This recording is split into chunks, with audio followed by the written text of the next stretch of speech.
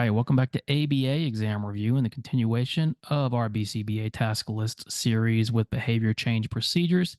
Today we're continuing G15 and use extinction. Extinction is one of our major behavior change ideas along with reinforcement and punishment. Extinction is extremely powerful, but we also have to implement it systematically and control for some of the side effects that go along with extinction that can sometimes give it a poor reputation. As behavior analyst, it's your responsibility to understand how to program for extinction, how to train for extinction, and how to prepare for extinction. As always, please subscribe if you haven't for all of our updates we post every week. Check out behavioranalyststudy.com for all of our study materials, including our combo pack. When you pass your exam, please let us know so we can include you in the Sunday shout out. Work hard, study hard. Let's get going.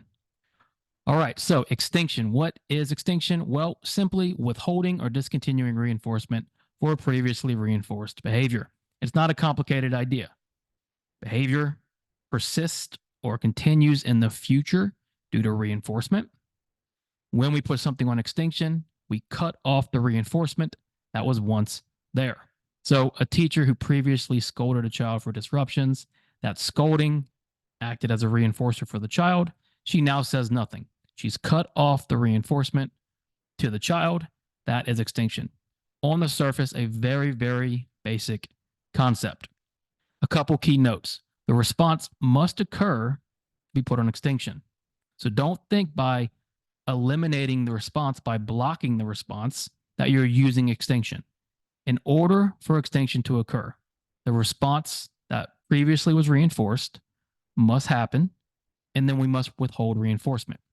And then extinction is not the same as punishment. Extinction is a reduction consequence where we are trying to reduce a behavior, but extinction and punishment are not the same. With punishment, we have positive and negative where we're adding something or taking something away. Extinction is withholding or discontinuing. It's a very important idea to understand why extinction and punishment are different. Now, there are different types of extinction, and the one that you really should be using is this functional extinction, where the extinction intervention matches the function. There is a thing such as procedural extinction, and that's where you ignore a behavior without considering its function. But as good behavior analysts, we're likely and hopefully not doing many interventions that ignore function, because function should be guiding our procedures. And so what you should be trying to use is this idea of functional extinction, where the extinction intervention matches the function. And so what you're going to do is you're going to do your assessment, hopefully of functional analyses, identify the function first. And why would it be important to identify the function? Well, the function is letting us know why that behavior is occurring, and the function is typically going to lead us to the type of reinforcement that's maintaining or increasing the behavior.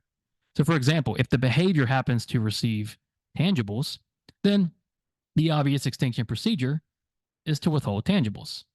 If the behavior is functioning for escape, the obvious extinction procedure is to prevent escape. This is why that functional type of extinction is so important. Procedural might be effective in cases where you've got to act immediately or you're thinking on your toes. But when we really get down to it, we need to be systematic about it, identify the function, and that's going to lead us to what we need to withhold as far as reinforcement goes. So this is the slide, which as you can see is quite long, because these secondary effects of extinction, this resistance to extinction, are things that we've got to be aware of. We've got to talk with parents about or stakeholders about prior to extinction. Extinction can be very difficult to implement because think about from the stakeholders' point of view. Let's just call them the parents. For years, they've been doing this behavior, and a lot of times they're reinforcing certain behaviors to remove the behavior from the environment, right? So they're getting reinforced. Let's say they are giving toys to stop crying. Their behavior is reinforced because now they don't have to deal with the crying. When we're using extinction, we are now asking stakeholders to deal with the crying once again. So extinction can be very difficult. And what we need to plan for with extinction prior to the behavior going away are extinction burst, which is when the behavior temporarily increases when extinction starts. We can plan for these. We expect these. When you see extinction burst, it typically means extinction is working. So that's a good thing. Extinction can lead to emotional outburst and aggression that may have not been there before. It can lead to response variation, meaning we're now withholding reinforcement for a response. And so when a behavior or response no longer receives reinforcement, well, that behavior or response was serving a purpose. And so there's got to be a different behavior to serve another purpose, which is why we always or try to use extinction with other methods of teaching new skills, because that client or that learner is still going to try to meet their needs in other ways. And so if we're withholding reinforcement for a response, there's a good chance new behaviors start to result to try to contact reinforcement.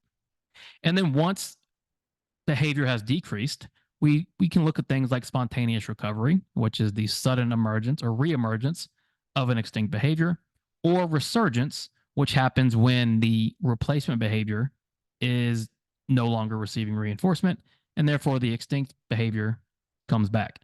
So you can see there are a lot of things we can plan for and need to plan for prior to extinction starting. And these ideas can be difficult for parents to grasp. And so you're going to have to work on your lingo and how you talk with parents and how you prepare parents. Because if they're not prepared for extinction burst, possible aggression, response variation, extinction is not going to be effective. And we can actually make the behavior worse through poor implementation of extinction. Now, what is resistance to extinction? Well, given that extinction involves withholding reinforcement, there's always a certain level of resistance to that because we know that behavior doesn't just change after one time. And so let's say a behavior has been reinforced for 6 months. Withholding reinforcement one time is probably not going to stop the behavior immediately. And that's resistance to extinction. A longer history of reinforcement or thinner schedules lead to resistance. So if I'm getting reinforced every 10 responses, that's going to be a lot more difficult to put on extinction because I have to wait 10 responses to withhold reinforcement. Motivating operations play a part. Is the value of the reinforcement high? If it's really high, extinction might be a lot more difficult. And then response effort and prior exposure to extinction. So does the behavior take a lot of effort from the learner? If not, then they might just keep engaging in it because it takes no effort on their part. And then prior exposure to extinction. Have they been through it already? Have they gone through extinction? What is their learning history with extinction? We've got to take those things into consideration when planning for extinction. If you know this behavior has received a long history of reinforcement, you've got to be honest with the stakeholders up front and say, this might take a little longer. It might be a little more difficult. And here are the reasons why. That is your key job as a behavior analyst. You're not necessarily the implementer anymore. You're the planner. You explain, you train, and you make your stakeholders try and feel as comfortable as possible implementing these strategies, which can sometimes be very difficult. Now, how can we implement extinction on a systematic and consistent basis? Most important thing is reinforcement needs to be withheld every single time. Now, you're saying, well, nobody's perfect, and that's true. And so when we say every single time, we mean realistically. If we could reach 100%, that's ideal. 95% is great. 70% is not good enough when it comes to extinction. Think about what you're doing to that reinforcement schedule. If you're withholding reinforcement 70% of the time, and then all of a sudden, 3 days later, they get reinforced again. That's not effective enough. That's probably going to make things worse. So before you start extinction, you need to be sure you can be consistent and the stakeholders can be consistent. A lot of interventions we use, we ask stakeholders to do, but we sometimes know they're not or don't expect them to. Extinction cannot be like that. If you're going to use extinction, everybody on the team who interacts with that client needs to be on board. Now, we can also use in conjunction with reinforcement, which is where our differential reinforcement comes into play. And we've talked a lot about differential reinforcement procedures, where we're putting extinction or behaviors on extinction and teaching other behaviors with reinforcement. Be clear about the procedure with everyone involved. There seems to be a misconception sometimes about ABA is where we need to be secretive around the client or the stakeholder. Be upfront about what's going to happen, especially if the client's older, either age or developmentally. and they can understand, hey, you're no longer going to get reinforced for this behavior.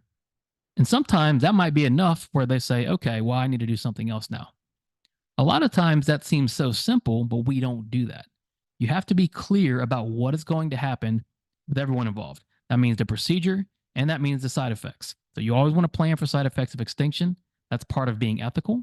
And then make sure that stakeholders are able to provide consistent extinction. If you run into a stakeholder who tells you, I am not comfortable doing this, do not force them to do it. It's only going to make things worse.